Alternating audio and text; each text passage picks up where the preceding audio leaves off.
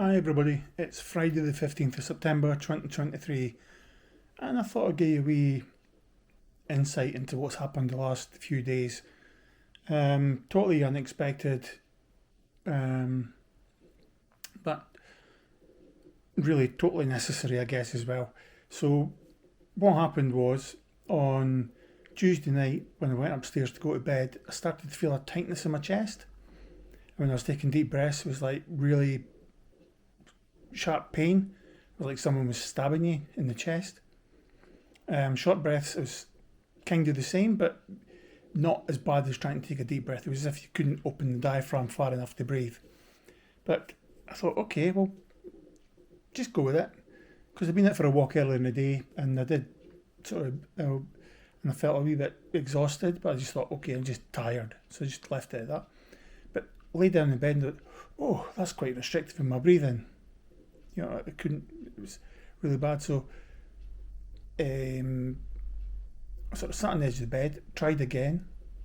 It got a little bit comfy, and I don't know if I maybe fell asleep for half an hour, and then I was really starting to panic, thinking couldn't get a breath.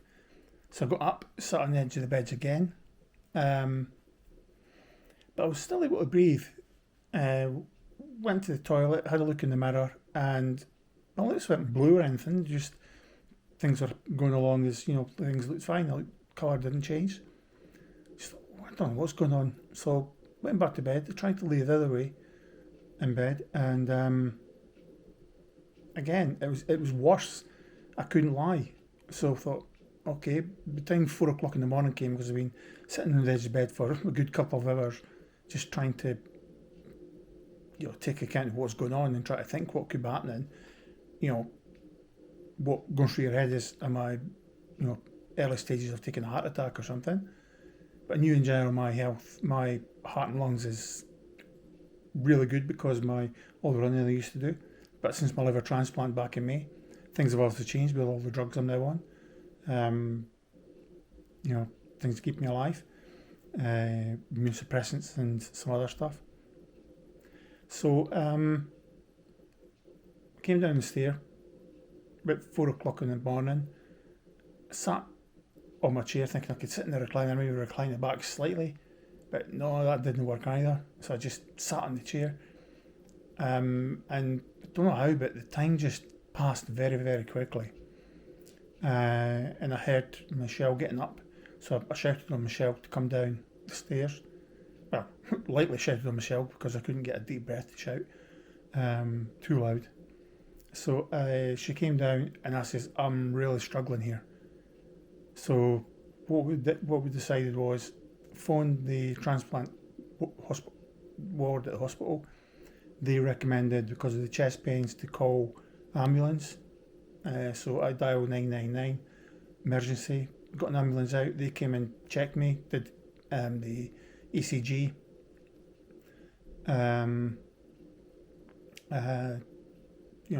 blood pressure and all the usual. Everything looked fine, but they thought maybe angina or something. Who knows? So they took me in the hospital to the A&E department, basically straight in. But on the way in, they had given me aspirin, which I'm not really supposed to take because of the liver. It affects the liver some way. I'm not sure how, but it's one of the drugs you're supposed to avoid. But again, he checked up on that, and as long as the benefit outweighs the risk, then go ahead. So we decided to go with that, and then they gave me the angina spray, two squirts of the spray under my tongue. But it made no difference, so we knew then that it wasn't angina. So got in the hospital, as I said, and they did all my BP, my SATs, my ECG again. Everything came back looking fine. So I got taken through to get proper assessment in the department, in the A&E department, and they sent me for a chest x-ray. Took quite a lot of blood, stuck a cannula in, which I'm used to nowadays. And then that was a chest x-ray. Then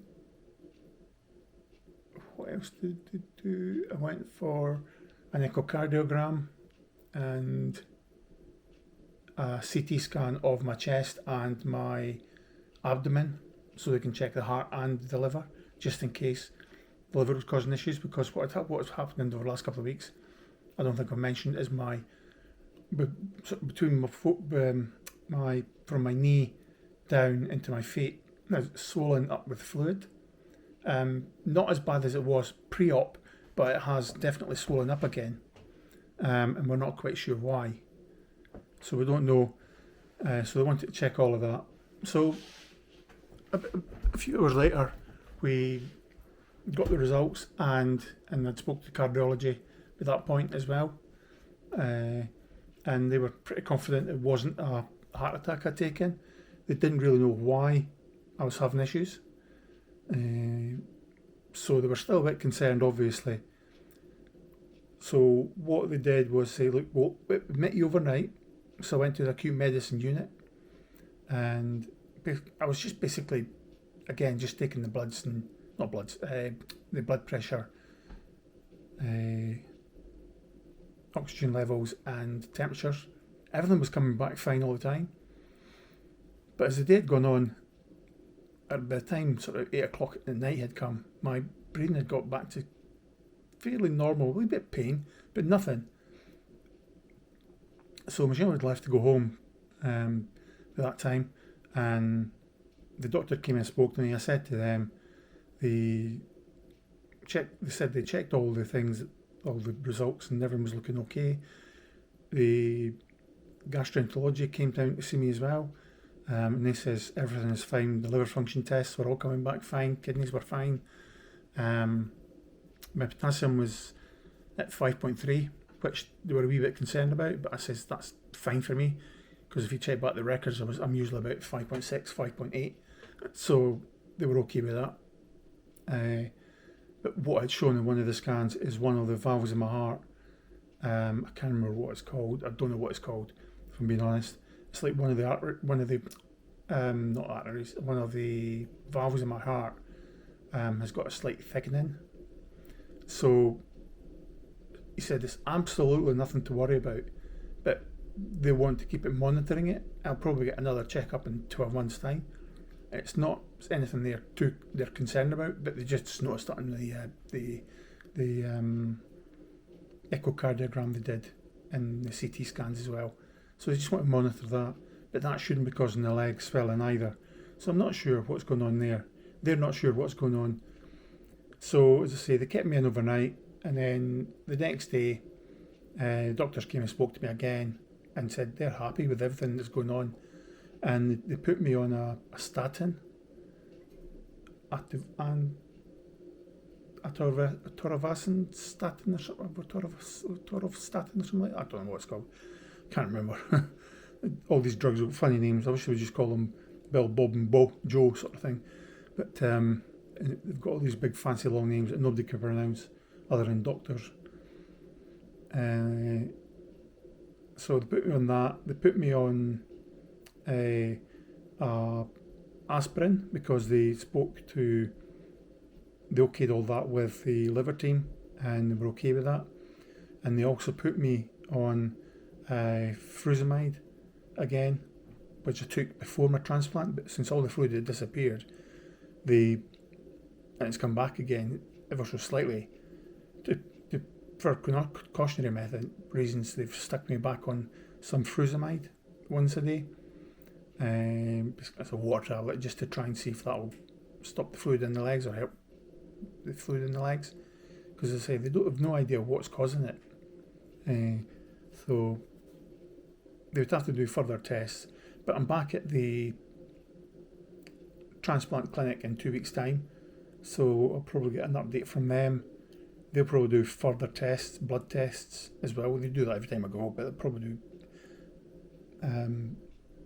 more specialised blood tests as well for see what's going on with the swelling in the legs, see what's causing that. So we'll take it from there. So I got home, I got discharged yesterday, about 5 p.m. I think it was, roughly. So got home and then just sat because no pains in my chest, nothing at all.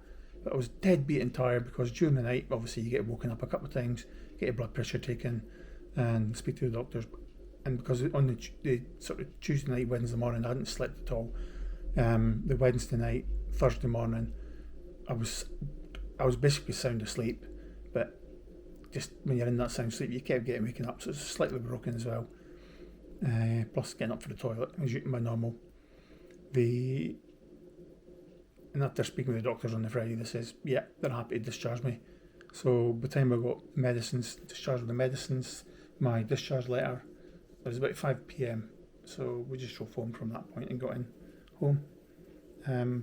Good thing was 5 p.m. I managed to get the bit of my dinner, shall we say, which was cheese and egg omelette for hospital food. It was actually not too bad. The veg was pretty good. Potatoes were, I hesitate to say the word rank, but they were good, but they just cooked with no salt in them, so they weren't the best, because potatoes without salt is just, to my opinion, just horrible stuff. So with leek and potato soup, egg omelette, the soup itself was lovely. You don't get much of it, but it was really nice. And one of the special tubs of ice cream, which is really good as well. It's like soft scoop. It's really good. So that's what's happened over the last couple of days. So today is just sit and relax, because I spoke to my boss on Wednesday. In fact, Tuesday, once I managed to get a signal at the hospital, sent him a message just to say, look, I'm in hospital and I'll be in touch again. So I spoke to him yesterday just to update him and says, look, okay if I take Friday off on holiday, a day off. So I'm actually off work today, and I'm off work next week because I'm going away for a wee break. So, and watch out for the videos, because some of them will be coming up. Maybe next week or the week after. Just depends if I can get them edited and pushed up. Depends on the Wi-Fi signal I get at the hotel. So we'll wait and see what happens. But anyway, I'll leave it there.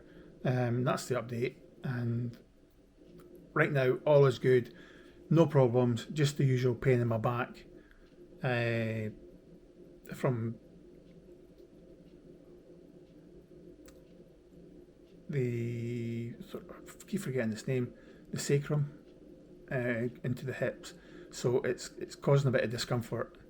So I have to go back to the GP again to get the more blood tests on that again, for whatever reason, I don't know. And we'll take it from there. So anyway, I'll leave it now. I'm definitely going to leave it this time. And thanks everybody for boring and listen to my moans and my boring drone. Right, thanks, thank you. Right, bye.